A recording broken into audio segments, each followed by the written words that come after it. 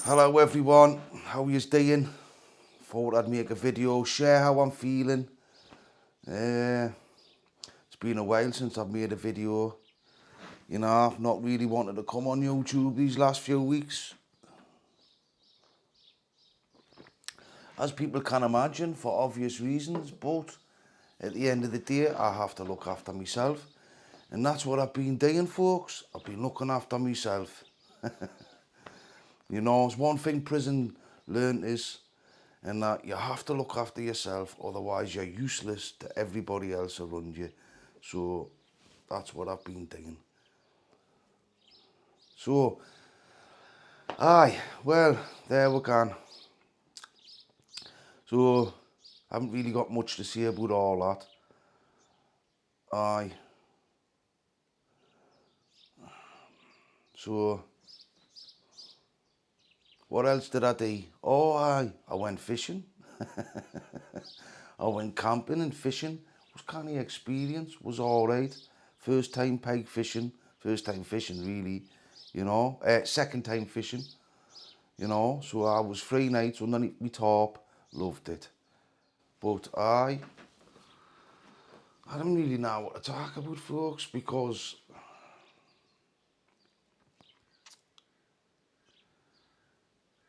you know all the controversy, all that stuff that's going on YouTube and that, you know. Then some of it hit the streets. I mean, I want nothing to do with that, man. Nothing at all to do with that. I was quite happy to argue out the narrative, right, on YouTube, right, and try and make it as dignified as possible, you know. But some people are just not having that. So, and this thing about, I keep getting messages all the time, right, about Steve Rafe, me and Steve Rafe, right? No, listen, I've been doing loads, I've been doing lives and stuff and that, and doing a bit with Steve Rafe. That's only because I wanted to, right? Steve Rafe has not told me no negative about anybody, nothing. Never said nothing negative about anybody to me. I gotta see that. And you know, it's like I'm defending Steve, and I've got no need to defend Steve. You know, I've got my narrative to write, which I will be writing. Well, to be honest with you, I have been jotting down a few stories like that have been initiated, that have like in my head. So due to recent events, and recent, well, not so much events on the street, but like events that have come on YouTube, you know, other people from the West End coming on lives. So I thought, well, where does my story tie with all that shade? So, and there's a couple there. Aye. I just had to check things out first, make sure it was that the story I had in my head was the right one. You know, and that it was the crack that I remember, and it was bar crack. It was a tax that I felt disgusted by at the end of the day. Aye. But that's another thing, you know, me books and that, you know, it's hard to focus and write, you know, but I get that sorted out, so I'm focused on my computer, writing my stuff, and I do feel it's hard to write about certain stuff in my life because it upsets us. So, and I think really deeply about it, you know, because I want to if I want to write about it, I want to try and write about it properly, you know. And I'm gonna do the same for Davey, and I'm gonna write Davey's book. And so there's a lot of can hour. I mean, Davey's wanting to come and do more videos and stuff and what have you and that, you know. But you know, and put his story out there, which I think is only right, you know. But we didn't want to cause problems on the streets and stuff and that, you know. We're past all that. We don't behave like that anymore, you know. And that's just the way it is for us. You know, there's people been getting doxxed and everything on YouTube and that. I mean, I, d- I didn't even know. I didn't even watch them videos. I haven't watched YouTube for, I've been on and off for a bit. No, you know, so more off than on, you know, so like I say, looking after myself. I don't want to get involved in all that stuff. But I do want to get my story wrote. And I want to get my story and Davey's and Davey Glover's out there.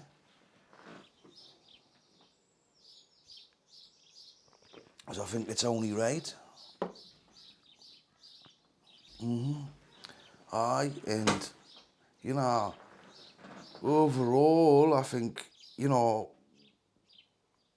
when Davey does start making videos and that for YouTube, because he says he wants to, but he wants to do it on my channel, no one else's, with me. And he doesn't watch Paddy's videos,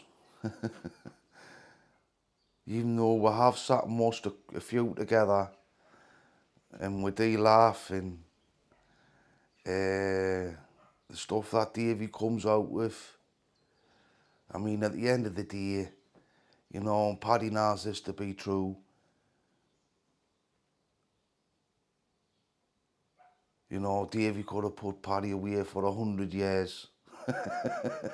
And that's the truth. Could have put Paddy away for 100 years. And folks, what it all boils down to, I mean, at the end of the day, the torture trial and stuff and that, aye, it's not best that I talk about that, because that's not my story. I was in prison when all that happened, when all that played out. I wasn't on the street then. So that's Davey's story. So Davey will talk about all that. Aye. And like I say, you know, I'm just gonna with Paddy and that, I'm just gonna do my own thing. I'm not gonna get involved and any more talking about Paddy on anybody else's lives. So, and that's that from me. Things went too far for me, and that's that at the end of the day. So, YouTube's one thing. No, I'm on none of that. But there's loads of positive things that I want to talk about, get me head into, which I will, you know. Aye.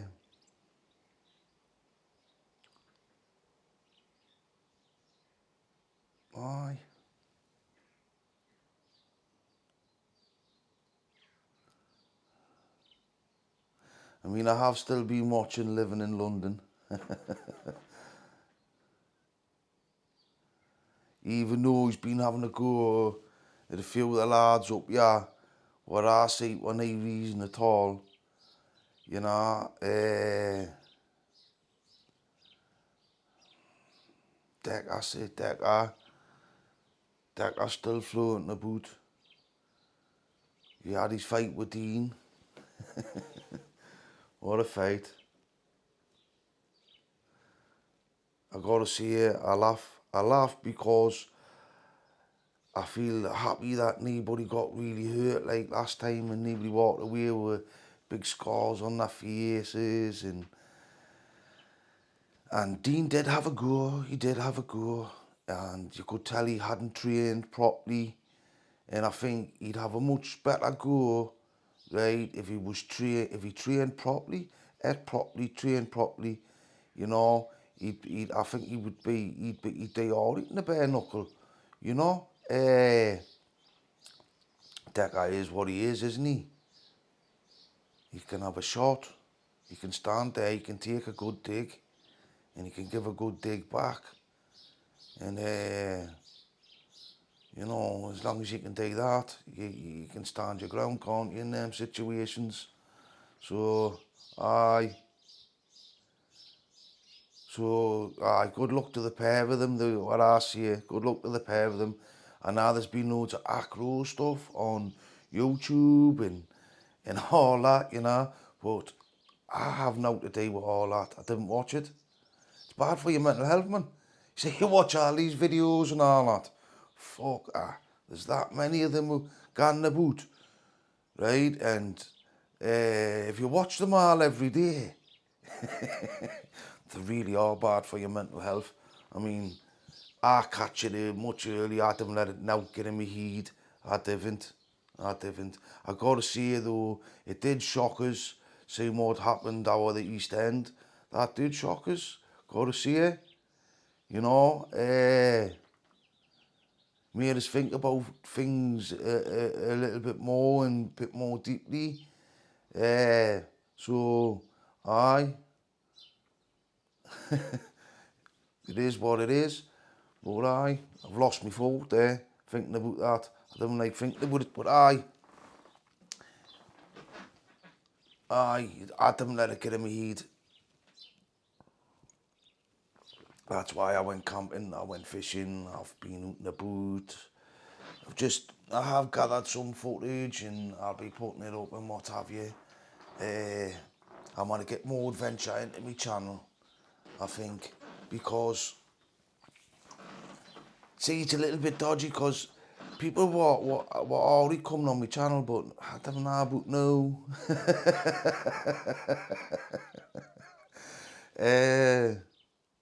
People might not want to be associated with us in that kind of way on YouTube anymore in Newcastle, in the West End, because of recent events. But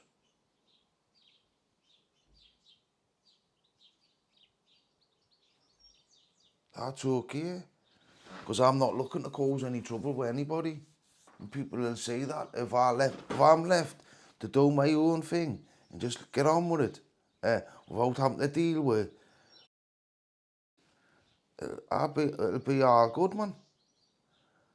You know, I'm not trying to stick up with the Sears family. I'm not trying to stick up with Steve Rafe. I do like Video Craig, right? And I do feel like I got to stick up with Video Craig, you know. But for Steve Rafe and the Sears family, they can stick up with themselves.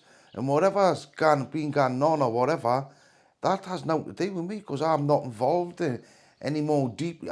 You see, it's been very public. Everything that's gone on between me and Steve Rafe, right, has been it's all public.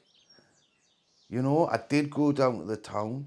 I did meet Tony Sears and Albert Sears, yes. I sat and I had a coffee. Talked about my YouTube channel, and I was getting that, that the war, that I should be proud that I'm rehabilitated and that I should carry on with doing my rehabilitation stuff and that, you know, to look after myself and just carry on doing what I'm doing, you know, not around rehabilitation and what's going on for prisoners and what's going on for me and how hard I find it, a long-term prisoner being out on the street, you know. So that's what that was all about, you know, so aye. And so everything I've been doing, like with Steve and that, has been like very, very public for everybody to see. Yes, I do think that Steve gets a lot of stick for stuff, and it's gone that low that I feel that I've had to comment comment on it, you know, because it's went that low and it has made us feel disgusted at times when there's no call for it. Can use the English language many better ways than to go on like that. It's you know, it's just, and that's why it's maybe come across on YouTube that I'm like being controlled out like that by other people. No, I do what I want on my channel, and that's the way it's gonna be. That's why, right? Honestly, I could put loads of videos up every single day, but I didn't want to rant on and talk about crap and you know, I want all my videos. I want to, when I make a video, I want to feel like I'm making that I want to make a video, not that I have to, you know. And to be honest with you, over the last three weeks or so, I felt like I've had to make a video. And for me, I didn't want to be feeling like that because I could end up making videos for the wrong reasons when I'm feeling like that.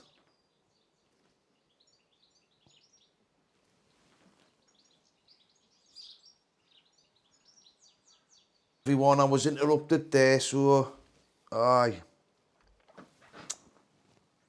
talking about making videos on YouTube. So I think I'll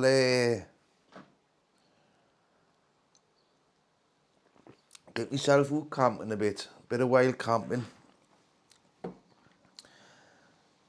and like try and share some of my thoughts and feelings and all that while I'm camping. Cause like when you're on your own and you do a lot of thinking and reflection and stuff and that. So that's my plan, to clear all the garbage out my head.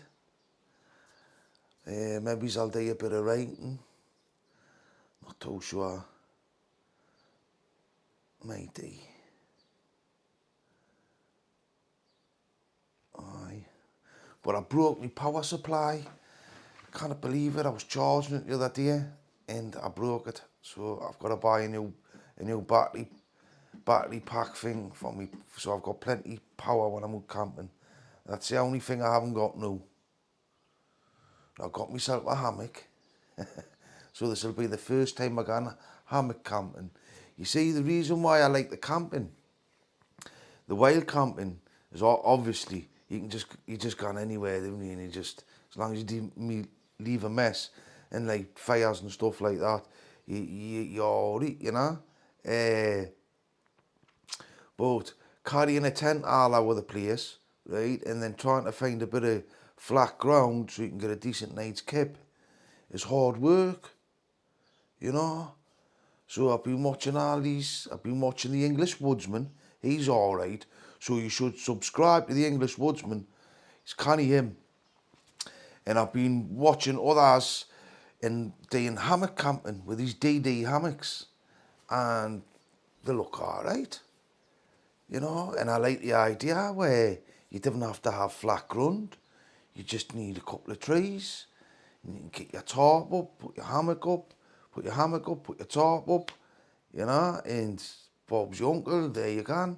You've got your little camp going, you know, you got use a little box, wood burning stove, you know, to heat your water up and stuff and that. It's great. So I'm gonna do a bit of that. That means I can camp, I really can camp anywhere and I don't have to find flat ground. So,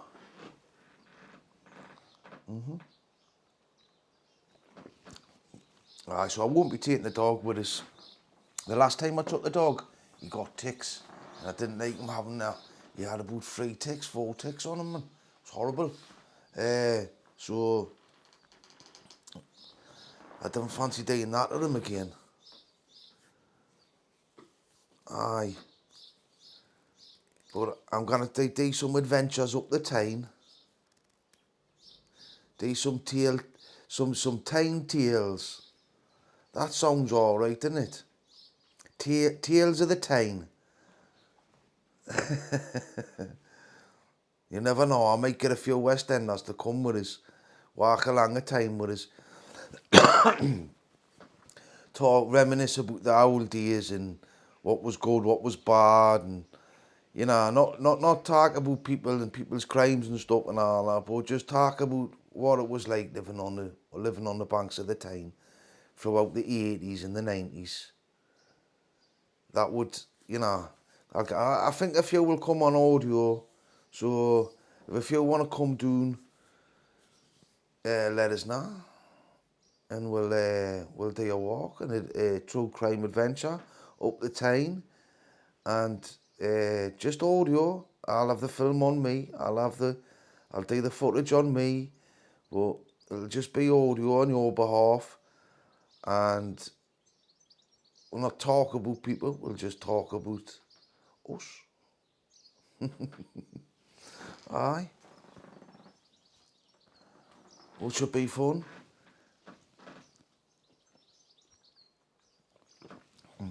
So I think I'll do all that. Get myself out. I might get myself up some locks up Scotland again at some point. Because it's been a long time since I've been up there, and it would be good to get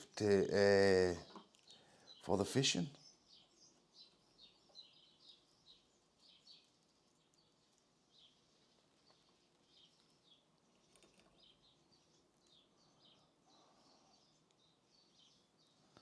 Aye, so my plans are not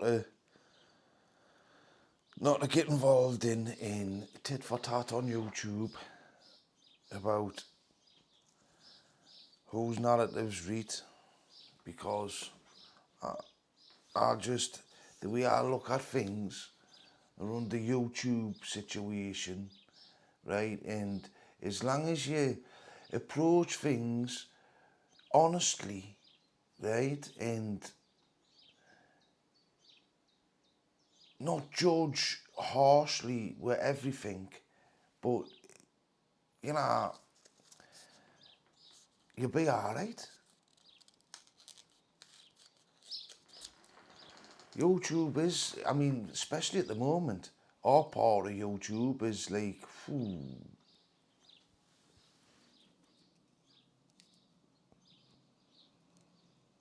See, that's the thing with the lifestyle and all that, you know. It's all,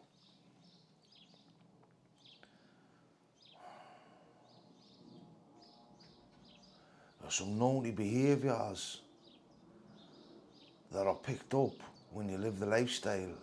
And, I mean, not everybody picks them all up. You know what I mean? Not everybody, but you're left vulnerable to fucking all kinds of shit when you live in that lifestyle, man. It really is. You've got to, when you're making decisions on an impulse and acting on an impulse,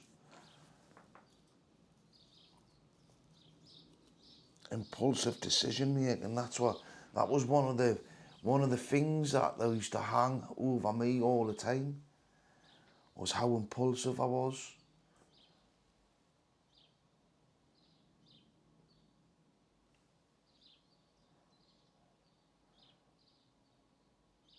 I suppose, you know, sometimes when you make an impulsive decision, right, depending on the lifestyle that you're leading, I would call it a risky decision. So you're taking a risk when you're making it, when you're acting on an impulse,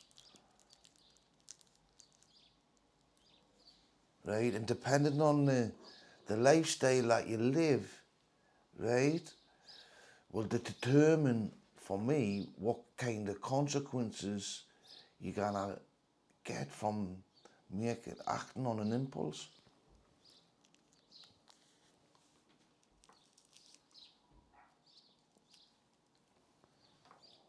So, but I could see if you strategically don't acted on an impulse, you could get success. I could be wrong.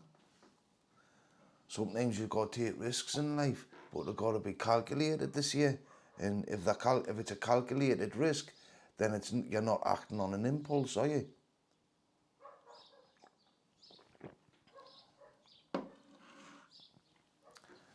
You know, but if you acted on an impulse, so see, you just got an impulse one day to buy a lottery ticket, and you acted on it, and you bought it, and you won the lottery. Whoa, you know, that's what I mean by it could be a positive thing, but I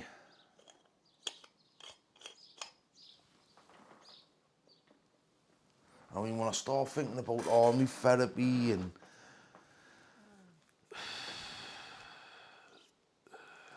I mean, emotionally keep connected.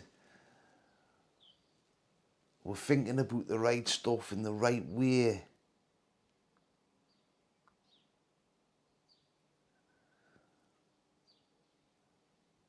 Can be extremely challenging, right, if you haven't made them emotional connections with what was wrong with you. You know, I mean, once you make them emotional connections and you've maintained a positive behaviour for a period of time, like not reoffending, it feels good because your impulsive behaviour has less of a psychological hold over you, you know. You takes time, but you break that impulsive behaviour pattern.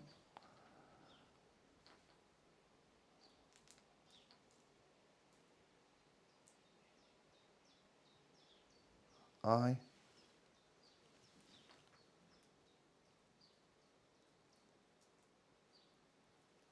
Because I just think when you, like I say, it brings up a lot of feelings about writing my book, writing my story and stuff and that, you know. So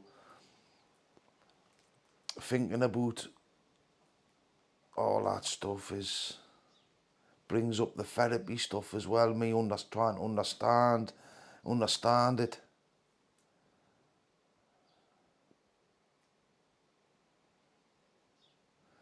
And I think, you know, what I didn't understand was what kind of relationships I was having around us. I think it was like that for all, you know. I think we didn't really fully understand that what we were doing, right, was we were gonna end up in a bad place with a trail of victims behind we. Then we get at a certain age where we start thinking, do I really want to be a bad, horrible person all my life? Is that what I really, really want to be? You know?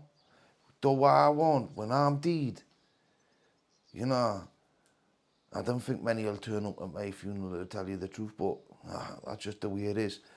But do I want the vicar or the priest or the imam or whatever religion or the rabbi, you know, standing up in the church or the place of worship and tell lies about you and say you were this good person, but he had loads of problems that he couldn't overcome, and he suffered and he died young and he died before his time, and And but he died a good person, and he was, but you didn't really die a good person, you died a bad person.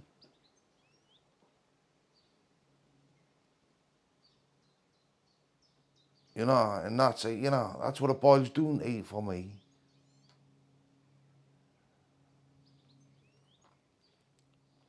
I didn't want anybody telling any lies about me, to say that I'm something that I'm not, good or bad, I just want, I'll tell, it'll be the truth. It'll be the truth.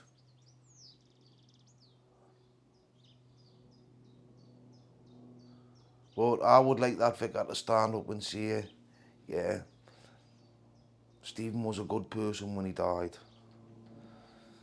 And I can only do that from my behaviour and having empathy with the world around us. And carry resentment around with us. I used to carry resentment around in us. It helped us offend, helped us commit crimes. Resentment did.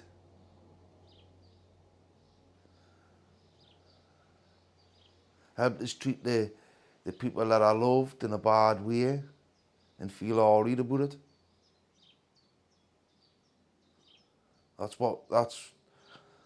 That's the effect resentment had when I had it in my life. It's part of my ideology.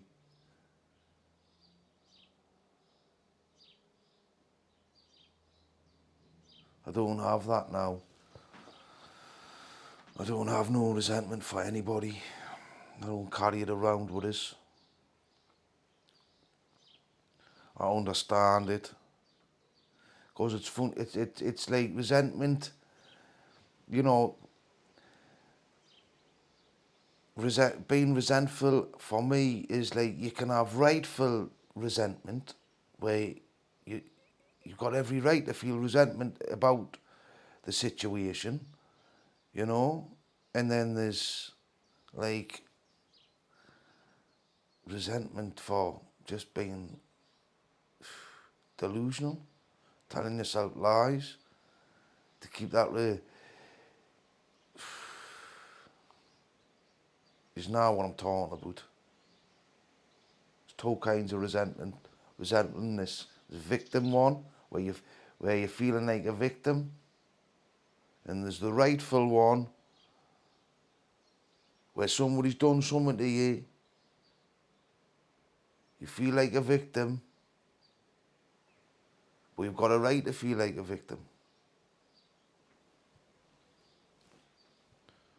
And there's the other one where you're a victim, you make yourself a victim because you didn't emotionally understand what's going on and can't work it out, or you make stuff up to support a delusion in your head that helps you treat people badly.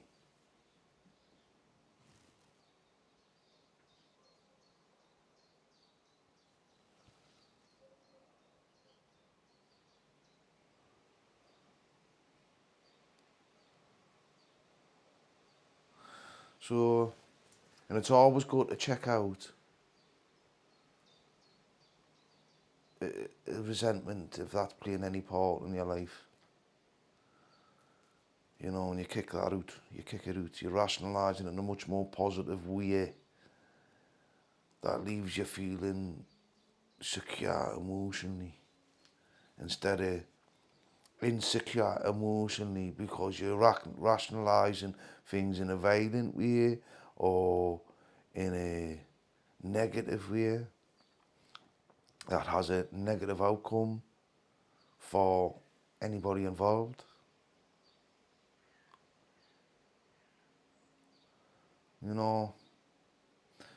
Aye. So that's the shit I think about when I'm writing about the consequences in my behaviour in my book.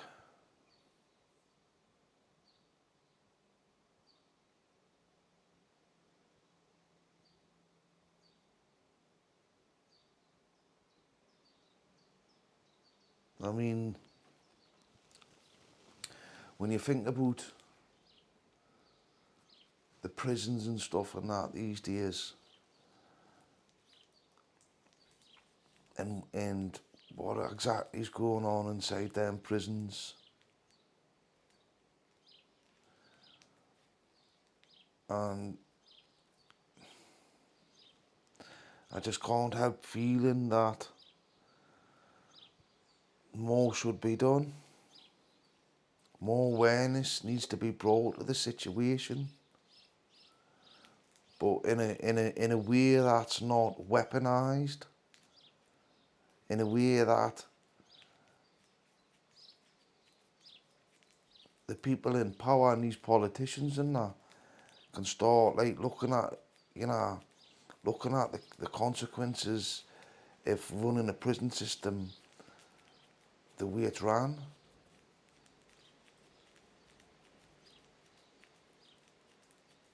I mean, Boris Johnson's just resigned.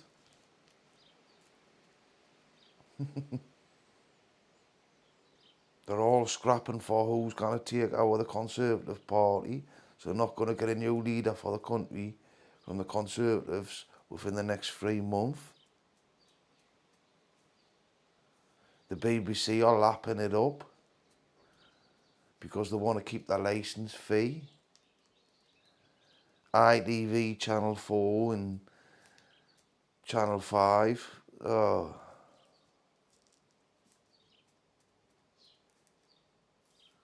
I stopped watching all their news.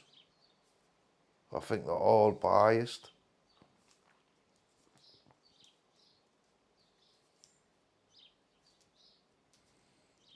There's loads of economic problems coming our way concerning our gas and diesel and petrol. So hard times are coming to Britain. Hard times. The government know this.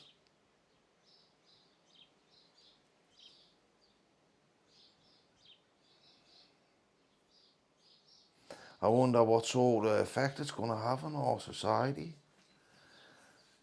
I wonder when we've had the full effects of what's gone on with Brexit,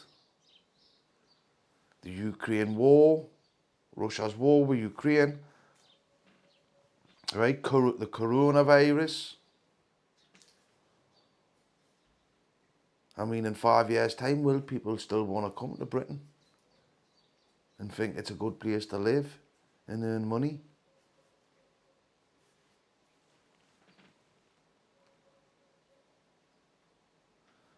I mean, I was told yesterday that the British economy is like £150 billion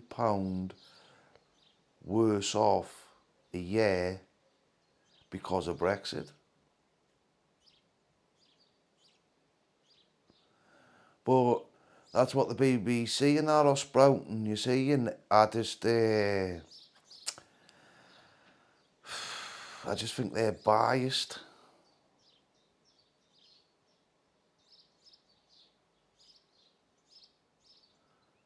I still believe Brexit was a good thing.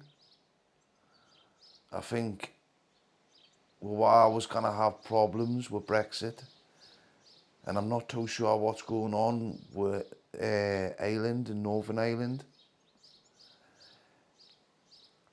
I think, I hope that the Irish aren't suffering because of what's been going on with Britain and the EU. If they are, I think the British government should pull their finger out and make sure that the Irish are looked after and do the right thing financially for the Irish people.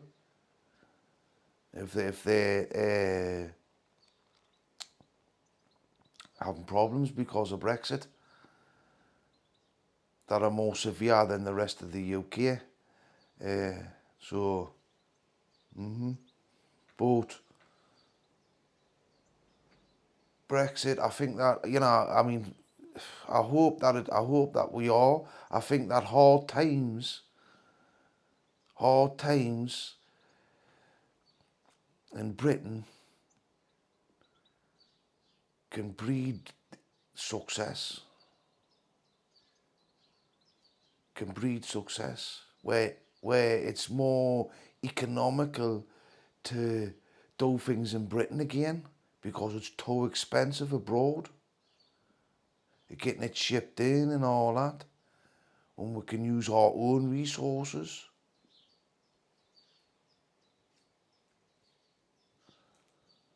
I think we've got oil fields up Scotland, and I think full power needs to be took over them. They need to be privatised. They need to be made public service again. Public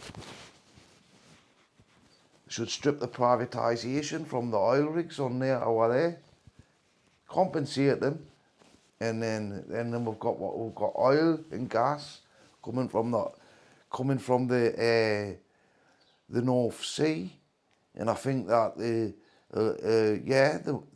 money that's made off it, that a lot of it should go to Scotland and make Scotland an even better place to live, and keep the union together, because that's what I think's at stake. Yeah, Boris Johnson going. I don't think the Conservative Party will allow Nicola Sturgeon to get our independence vote.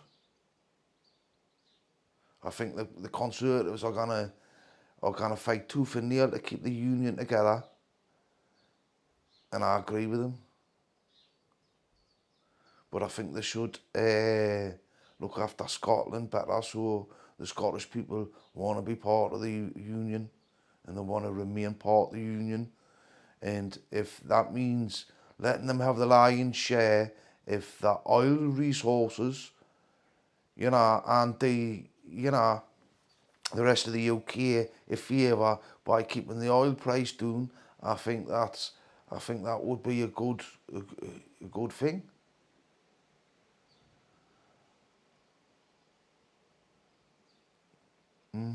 But I think we're Boris Gannon, the union's still at stake. I think internationally, we come second in the Eurovision Song Contest a few months ago. I think that's great. We've been we're popular across Europe. We normally come last or second or third last, So I think Boris done really good internationally, but his domestic politics, he got mixed up in too many scandals. I think he had too much going on personally for him to get on the ball with everything. He needed to be on the ball. He didn't need all that personal stuff going on for him. And then on top of that, these scandals, these party gates, and this latest one, I find,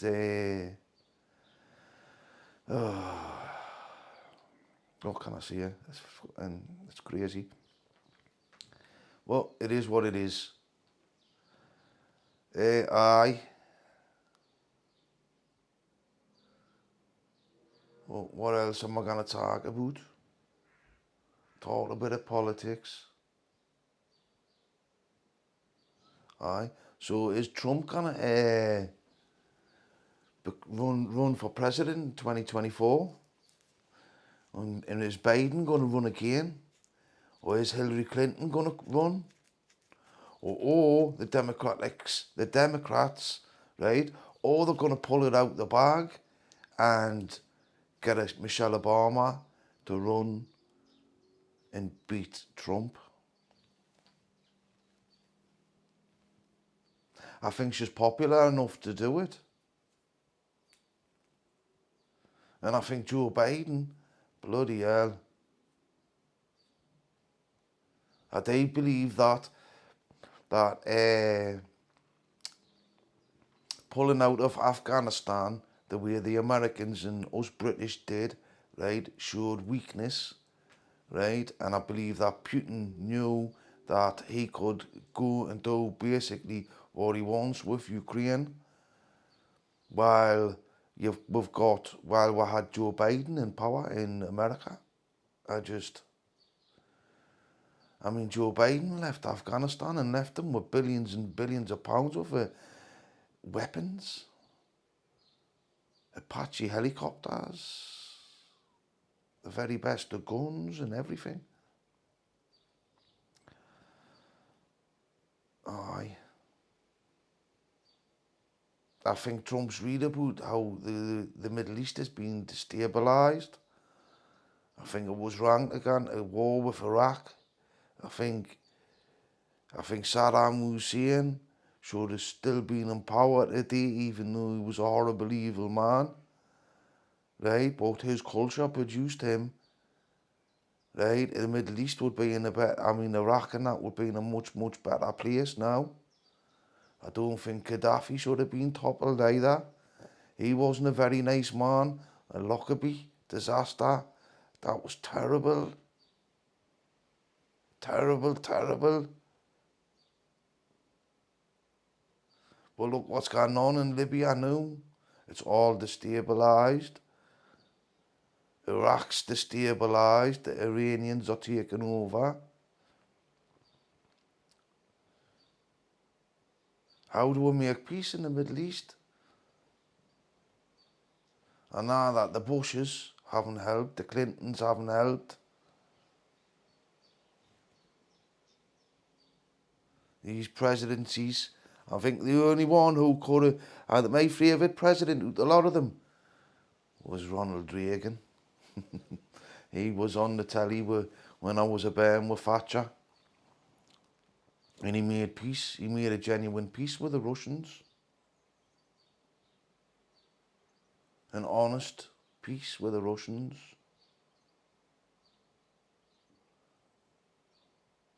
And then the Clintons come in and ripped up the Cold War Treaty, saying that was made with the Soviet Union, not with Russia, and started putting NATO, letting countries on Russia's borders join NATO.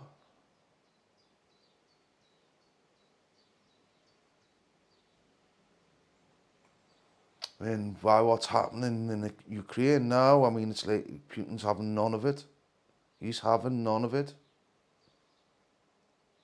And then it scares us with the Chinese, with Taiwan. If the Chinese invade Taiwan now, which I think is more likely that they might do it, depending on, I think they're strategic and they look at the outcome of the Ukraine war, right? And well, how long that goes on for, I don't know, but I think the Chinese have got a close eye on that because they're thinking about Taiwan and will they get a stronger American response if they invade Taiwan?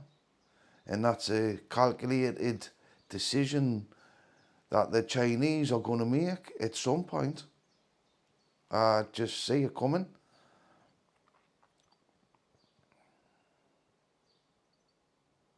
Well, will Americans just, will they respond or will they just go, well, in the best interests of peace, we'll let the Chinese take Taiwan back?